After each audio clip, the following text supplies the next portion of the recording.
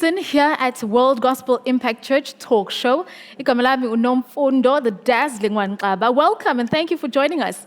We are accessible on our platforms on Facebook and on YouTube, so remember to like, share, and subscribe. Well, the South African Federation on Mental Health shared a study in 2018 that detailed some aspects that contribute to the well-being of youth. That included social media, family life, environment, unemployment, and even poverty. It's not surprising, considering the very same factors are what contribute to the well-being of adults alike. So today, our conversation is about mental health. And with the help of our esteemed guests and panelists, we hope to leave no stone unturned and have an open and honest, frank conversation about this. Interesting that when you consider Adam in the Garden of Eden, he was alone. But after a while, God saw that he was lonely, and so he needed a companion. It gives us a bit of an indication that as human beings, we don't do too well in isolation. So as I allow my panelists to give us an opening statement, my question is, can mental health be achieved solely as an internal process? Ladies and gentlemen, help me welcome my guests. We have Mnumzane Ukhoza, we have Mrs. Zungu, we have Ustabile, we also have Usindiswa. Thank you so much for joining us and welcome. And give us your take as you answer that first question. Okay, I'll start. Thank you for having us, Nomfundo, on a very, very important and personal subject, I think, to a lot of us. Can we achieve mental wellness solely just by introspection? I don't think so. I think there's a lot of factors that are at play when it comes to one's own mental health and one's own mental well-being. I mean, working out really also sometimes ensures that you're in a good mental state, reading, being out with people, which is why this online thingamabob is not working so well, because we're social beings and therefore we need that kind of social interaction. So I'm just gonna, stop there for now. Yes, thank you so much. I think I would support what Usta is saying, that us as human beings, our most important element is interaction. So if we say we are going to deal with the mental health illness internally, then this is not going to work, because we are human beings who are interdependent on each other. So we need each other for a support system. We cannot just go through this journey by ourselves. We need that support structure. It's either from our relatives or from anywhere where you can get a supportive structure to keep you going. Okay, thank you so much for having me here. It's such a great honor and pleasure. As you say, mental health is solely on its own an internal issue. So dealing with it internally is absolutely not possible and not feasible. You know, there's a nice article which was done by World Health Organization First General Director. He says there's no physical health without mental health. Sure. You know, so this is not a subject you can actually internalize. It's something that you can actually really take it out, because most of the effects or the issues with mental health, they're inside already. And that's how you see things like depression, suicide, because it's already internalized. So for you to tackle it and to take it out of you or on your system, definitely you can't internalize it. Sure. Yes, I also agree with my fellow panelists. By definition, mental health is when you are psychologically, emotionally, and socially well. So you can't have just the social and, just the psychological and the emotional aspects without the social. I feel like, you know, as Usindi said, us humans are social beings. That's our very nature. So you cannot achieve holistic mental health, internally. Now, the COVID-19 pandemic has contributed to increased instability on the mental health or wellness of individuals as masses have to deal with loss, grief, uncertainty, anxiety, and even stress. Would it be a fair assessment to say there are certain things that we can do that would contribute positively to our mental health? I believe, firstly, it's creating awareness, knowing how to spot the signs and the symptoms of mental disorders and mental illness, because some people are suffering without actually knowing that it's actually an illness. You know, like for example, there's a lot of people who suffer with alcoholism, and they don't know that it's actually an illness and it's something that can be treated. You know, so they just suffer and it ends there. There's no way out for them because it's not actually recognized, especially in the Black community. I think it's not recognized as an actual illness. Addiction as a whole, I believe, in the Black community is not really recognized as an actual mental disorder. Sure. Yes, Mr. Yeah, no, I actually definitely agree with her. To be quite frank, I think it's one of the most understudied topics.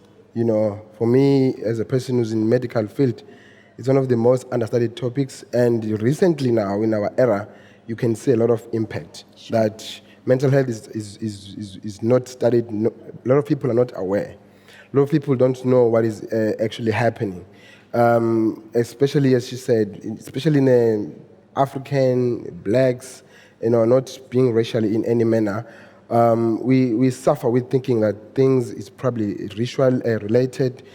You may find that someone is struggling with personal issues, you know, that they're not being able to face or not being able to open up about. So there's actually a lot. We actually lacking. We must do a lot of health promo, health education at schools, varsities about mental health. I think definitely this is about time when we start tackling this issue seriously. I mean, we are really grateful to have such a platform today to tackle this thing. This is where it starts, going out there, spreading out the message that mental health is out there and it affects us in all aspects of our lives. And it's not a Western thing. Yeah. It's not a Western thing. I like that. It's not. There's sort of glimpses in the Bible that indicate issues around mental illness. And I know we're talking mental health, but when your mental health is affected, it births a variety of mental illnesses. What happens then, you know, if you are a person that finds themselves struggling with mental illness, especially in the church setting? Is there support for individuals that are going through such things? I mean, I think now we're moving towards a direction where we're having more support. I mean, if we look at platforms like this that are going to go up on YouTube and Facebook, it's things that people can start probably their process of getting into a better mental state. I think the one main problem would be how much we internalize the struggle of having mental problems. And I think one of the best ways in which we could just open up these kind of conversations, even in our own social circles, and allow us, you know, to realize we're not just the only ones that are going or experiencing these kind of problems, but even our neighbors and our pastors, they all go through some sort of mental dip. It's interesting you would mention that there seems to be some form of stigma, and Cindy, I'm going to allow you to get in there. Stigma around mental illness in the church. I don't know if it has anything to do with certain scriptures. I mean, in Mark, we hear the story of the demon-possessed man that was naked. He was walking around in the cemeteries and he was harming himself, and so people sort of were afraid of him. And then here comes Jesus and asuse amadimoni again. Are those the kind of stories that make us always assume ukuthi mental illness we immediately see fage in the same line with demon possession?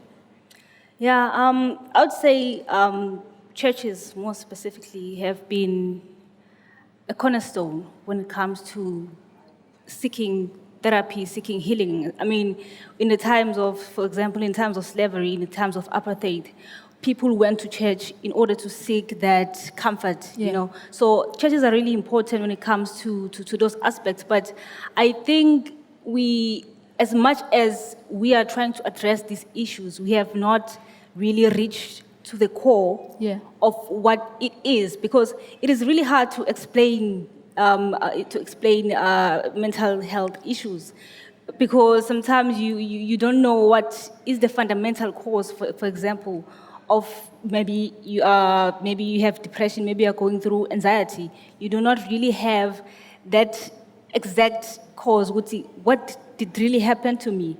So we're still lacking in those aspects. Yeah. So we should seek, it's fine, because if we say it's demons, obviously it's associated with something spiritually, right? Something that we cannot see. We cannot see mental health. So that is why it is really difficult to find the exact way of treating it and addressing it. So I think it has to do with, again, with our spiritual beings. Mr. Khoza, how do we correct that? I think the biggest thing with mental health, mental illness, is there are so many causes. I mean, for some person, they can fall into depression because of something that happened, and when they have dealt with it, bakwazi ukudlula kuleso simo.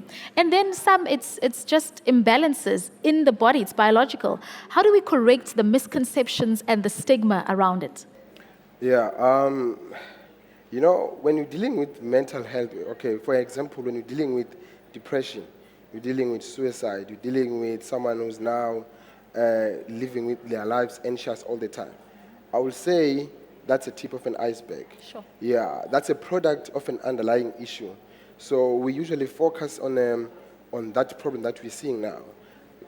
Actually, we need to dig deep down and find out what caused it. Because you may find out some problems start from at an early age. As a young kid, you grow up at home, you were deserted, you had a lot of resentment in your heart. And then we see an old teenager growing up with so much anger, so much temper issues. You're thinking it's because he was angry today. No, the problem is back there in the bottom. So there are a lot of options out there, but with mental health in particular, we have options like psychologists, we have psychiatrists, which will definitely help you in terms of your medications and everything else. But psychologists have a wide range of options like personal therapies, family therapy, couple-orientated therapy, all sorts of therapies tackling the exact cause of your problem or exact source. Not just dealing with the products now that we're seeing, because we'll see who start struggling with maintaining relationships. We're thinking she's just maybe somehow. No, it's because she had issues maybe growing up. She was not taught how to love. Yeah. So those are the things that now she will probably need a family-orientated therapy, or she'll need a couple-orientated therapy that may tackle her issues, the source of her problems growing up until we deal with the actual problem that we see.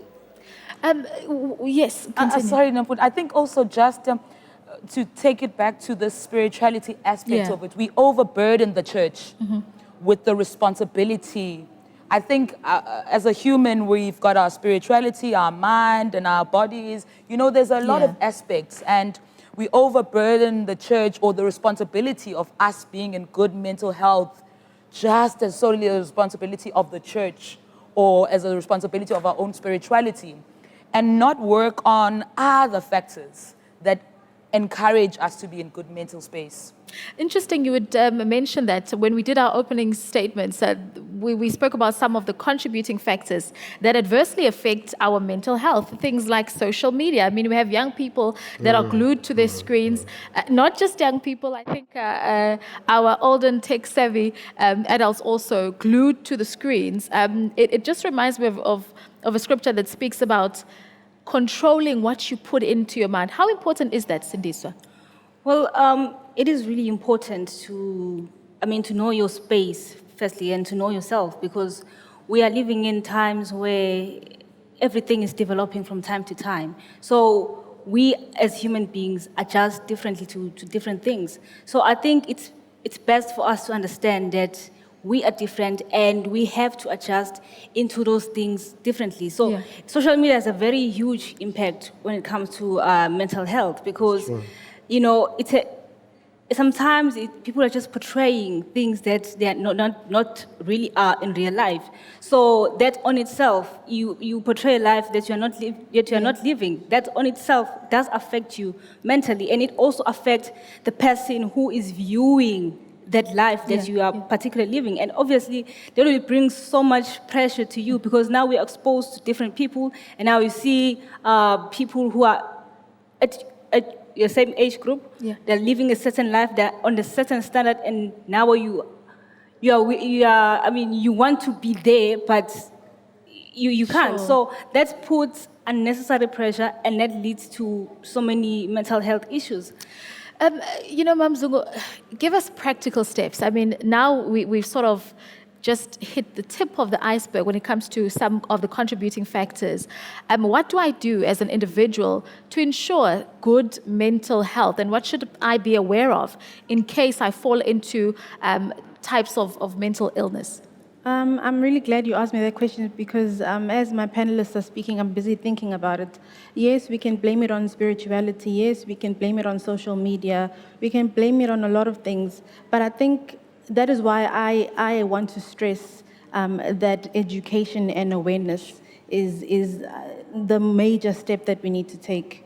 We need to be able to recognize the signs, the symptoms. We need to also know that as Christians, we are spiritual beings, but we're living in a physical body, so we are susceptible to the biological, environmental, whatever other factors that contribute to mental health, or cause mental illness. So we need to know that that's exactly what it is. If I'm suffering from depression, it does not mean that it's because I've got unconfessed sin, or that I've backslidden, I am a human just like the next person who is not in the church. So I could also be suffering from depression because of external issues that have got nothing to do with my spirituality as such.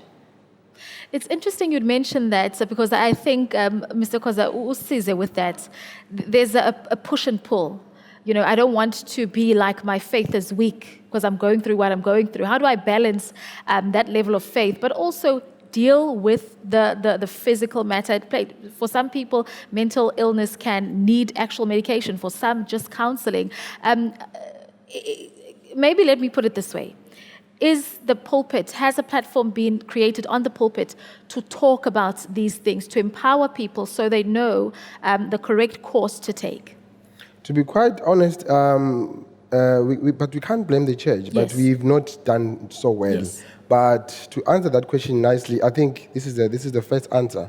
Such platforms, yes, because we are the church, we represent the church. So if we start doing such platforms, then we're taking such a greater step towards tackling such issues.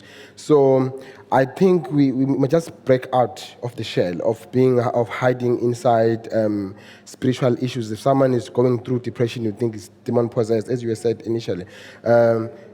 We need to talk to people. Let's have platforms where we deal with personal issues at church. Let's have platforms where we deal with what people are suffering from. Not just, are you spiritually grown? Do you know your scriptures? No. Let's deal with the personal issues. And let's also encourage people to seek secular help. Your closing statements, Cindy? Yes, and I also think it is important that you become fit physically. Yes. I think Dr. can agree with me on that. I mean, physical health is more important. It's important as much as mental health is important. So, and also interacting with different people, creating a networks with people, so that you won't be on your own. Because most of the time, people who are subjected to mental health are people who spend time alone. So it is important to speak to other people and also keep fit. Your body should also be fit as much as your mental health. Thank you. Savile. I think just to echo what Cindy has said, definitely for me, top of the list is speaking up and speaking out and reaching out to get the help that you do need. And then most importantly is seeking professional help. Over and above just reaching out to our guidance counselors at church and Nomfundo is to go out there and get to the people that are trained for this kind of job. And that's going to get us into a better mental space. Thank you so much to our panelists, and thank you so much to you at home for joining us. Well, that's all the time we have for today. I hope you will continue to watch more of our offering. Do go on to our platforms. That's a World Gospel Impact Church on Facebook and YouTube. Remember, like, share, and subscribe. I'm Nomfundo, the dazzling one. Goodbye.